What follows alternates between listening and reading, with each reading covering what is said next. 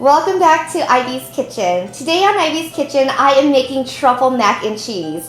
This dish was inspired at a restaurant that I went to. I saw it on the menu and I wanted to give it a try, and I said, I can totally recreate this at home. If you're interested in seeing how I do my version of truffle mac and cheese, keep on watching. Please visit whatsivycooking.blogspot.com for the complete recipe. Slice your mushrooms. Slice up your bacon. Dice up your chicken breast. So what we're going to do is we're going to brown our bacon, but before we brown our bacon, we want to get the water started for our pasta. So I have water boiling in a pot over here with the lid covered because that will bring the water to come up to a boil quickly. Now I'm going to brown the bacon. I didn't add any oil to the pan because the bacon is going to render its fat and cook in its own grease.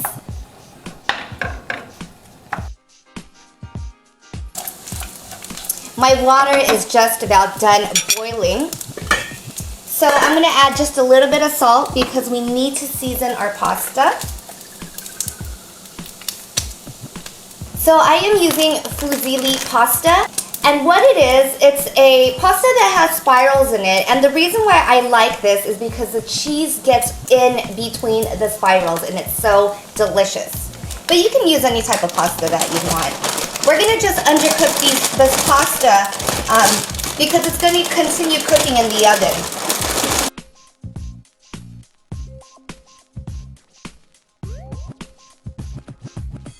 My bacon is just about done, and you can see it when it's nice and crispy like that.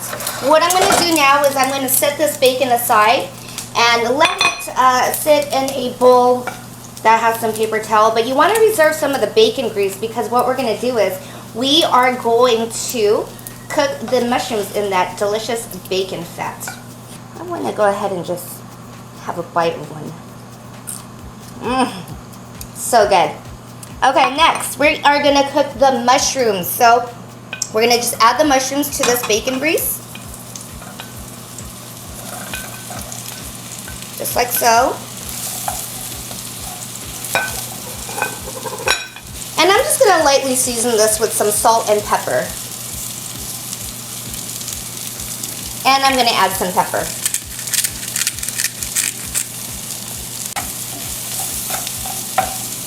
And we just want to cook this until the mushroom softens. So my mushrooms are almost done.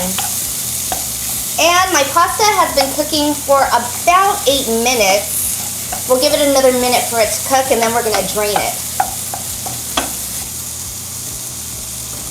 So let's go ahead and drain our pasta. And you get a nice pasta facial.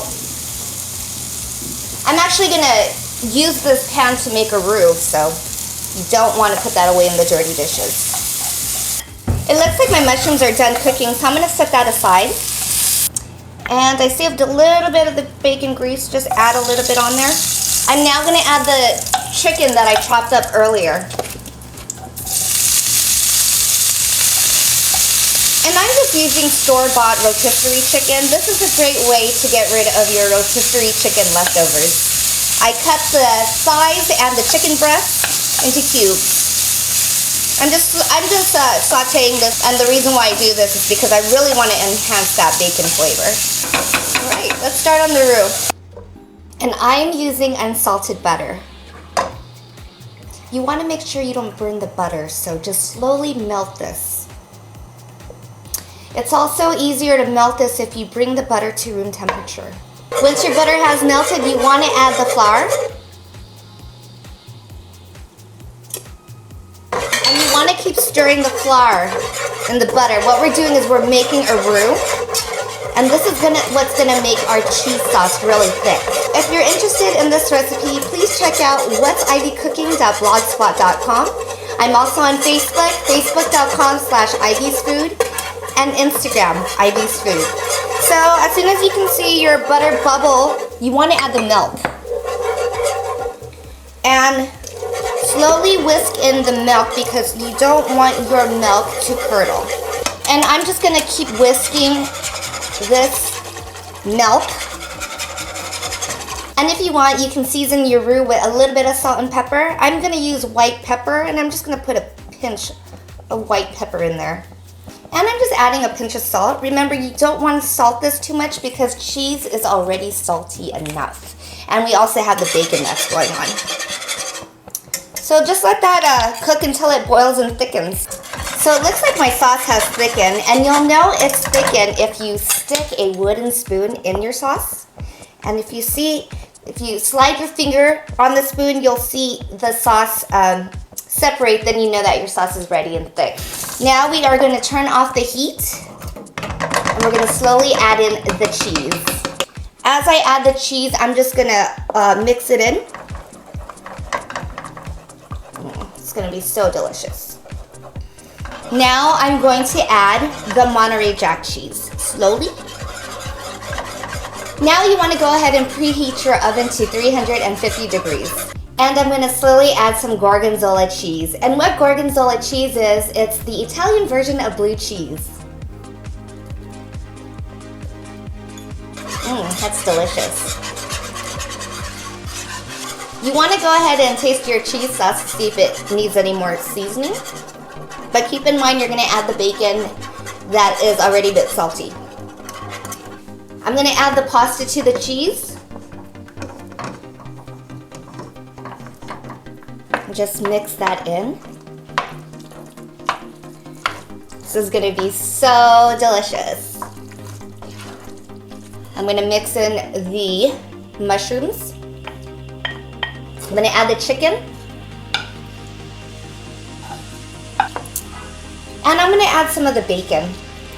You want to reserve some of the bacon for later because you want to top your mac and cheese with some of it.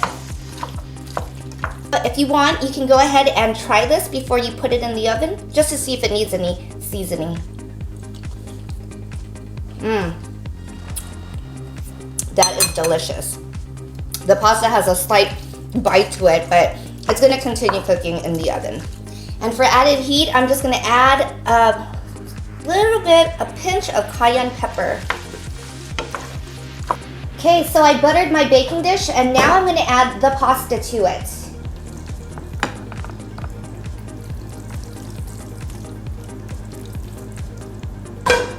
And I'm just going to even it out by flattening it.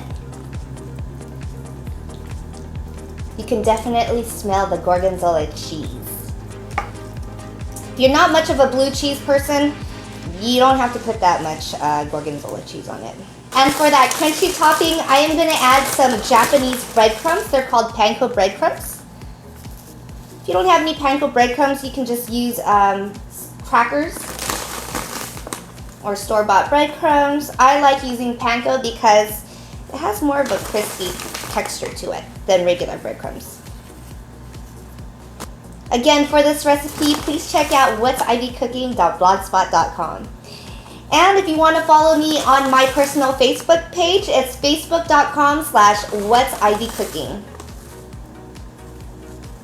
Because I want the top to be nice and brown, I melted some butter, and I'm just going to pour a little bit of the melted butter on top of the breadcrumbs. And that's what it's going to give its nice brown topping. Please visit whatsivycooking.blogspot.com for the complete recipe. You want to let your mac and cheese cool down before you bite into it because the filling is really hot and you don't want to burn your mouth. What I did was I let it chill, and then I went ahead and I topped the mac and cheese with the bacon that I had set aside as a garnish, and I drizzled the truffle oil on top of it. Truffle oil is very expensive, so if you want a cheaper alternative, you want to go ahead and just buy truffle butter and use that instead of the unsalted butter when you make your roux. Now it's time to taste this. I want to try to get everything: the mushroom, the chicken, the bacon, and the pasta.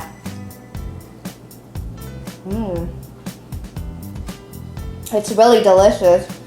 I like the crunchiness of the bacon and the breadcrumbs that are on top, and I like how creamy and cheesy this dish is. Thank you for watching Ivy's Kitchen. I will see you guys next time. Bye! So good. Thank you for watching Ivy's Kitchen. Please don't forget to subscribe. For my recipes, please visit whatsivycooking.blogspot.com. You can also find me on Facebook or Instagram. Until next time, happy cooking!